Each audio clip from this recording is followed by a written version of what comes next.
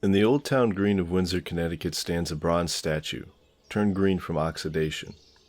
The figure stands with a drawn sword, eyes glaring at some unseen foe. The statue's plaque reveals it to be an effigy of John Mason, one of Connecticut's founding fathers. But as one looks closer, they notice the green veneer broken by red paint. That red paint tells a story forgotten in the lexicon of American history, of the first war between American colonists and the indigenous people who had lived here thousands of years before the arrival of Columbus. This statue, that peers over the oldest part of Windsor, tells the story of the Pequot and the conflict that ended their culture for over 300 years. But who were the Pequot? And how did they live? In what way did they look at the world? And what was their story before their sudden run-in with disaster? The Pequot were speakers of an Algonquin language who lived around the Great Lakes, Canada, and the American Northeast for generations. Going all the way back to the peopling of the Americas, when humans first crossed the Bering Strait over 25,000 years ago. From chasing caribou and mastodon in the tundra of the Ice Age through the millennia to hunting turkey in the temperate forests of what is now Connecticut. The Pequot had lived, tended to the land, and prospered for untold generations. Far removed from just the hunter-gatherer lifestyle in the popular imagination, the Pequot practiced advanced agriculture, such as the practice of the Three Sisters, a farming technique where corn, squash, and beans were planted together to benefit each other, like a family the name implies. When they came in from their work in the wilds, the fields, or around the village, they would return to their families living in wigwams, crafted from branches covered with bark or mats made from corn husks.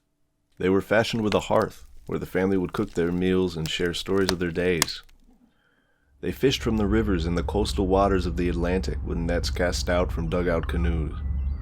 It was the coast and rivers that brought the European colonists in the beginning of the 17th century. The English Puritans began to settle at a torrential pace, founding settlements first in Windsor, then Wethersfield, Saybrook, and Hartford. In less than 5 years, the influence of the Puritans went from unfelt to inescapable for the Pequot. The friction of such two radically different cultures was felt immediately. Though the English would trade with the Mohegan tribe, an offshoot of the Pequot, now turned rival, the Pequot would trade with the Dutch, who had just a few coastal trading forts in the region. However, the trade brought disease, which would kill as many as 2/3 the population in the larger villages. Then would come a hurricane in 1635, which would destroy the crops in the region, making matters even more desperate for both native and European alike. The powder keg that Connecticut had become would be set off following the killings of John Stone and John Oldham, both exiled merchants of the Plymouth colony, who had personal grudges against the Narragansett tribe, an ally of the English, but were sheltered by the Pequot. The English colonists, though not truly mourning the loss of these men, felt honor-bound to respond, and following the Pequot's refusal to meet the English demands, began to raid Neantic villages on the coast, who were longtime allies of the Pequot. War would then be formally declared by the English in July of 1636. The Pequot were no strangers to war, with a proud martial heritage of their own amongst the other tribes of Connecticut, and set out to meet their new foes head-on.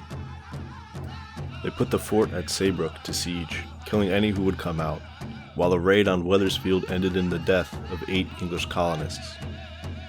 The English response would come at the hands of John Mason, a veteran of the 80 Years' War in Europe, who along with 90 militia and 200 Mohegan warriors traveled to the largest Pequot settlement at Mystic, which was virtually undefended, as nearly all the warriors had left to raid Hartford. Even still, storming the walled settlement was too much for the colonial forces, who were unable to overcome those desperately defending the village. During the fighting, however, John Mason is said to have grabbed a stick from one of the hearths of the homes and started a fire amongst the wigwams. The material of the homes let the fire spread rapidly, and soon the entire village was ablaze. The English and the Mohegan waited outside the walls and killed any who came running out of the inferno. After the fire had taken its terrible toll, 700 were dead, and any survivors were enslaved and shipped off to Bermuda, forced to work in the plantations there. The Pequot were broken, and following one final defeat in Fairfield, where the Pequot sachem was leading his warriors and survivors out of the state in a battle called the Big Swamp Fight, were outlawed as a tribal identity in the Treaty of Hartford in 1638. In just 5 years since the first English settlement was founded, the Pequot, whose history went back millennia, light was extinguished. Until, over 3 centuries later in 1983, when those few remaining descendants successfully lobbied to be federally recognized and receive compensation for the unlawful genocide they faced so long ago, which gave them the money to be able to buy back some ancestral land, and even found the casino of Foxwoods, where they now contribute to nearly a third of the state's total revenue. Thus the tale of the Pequot is one of facing and persevering over the worst horrors of colonialism in order to preserve their culture and people, while the statue of John Mason stands as a maligned relic of a bygone age, a grim reminder of the human cost of what might be called the settling of our nation. Special thanks to the Mashantucket Pequot Museum and Windsor Historical Society for assistance in the research and filming of this documentary.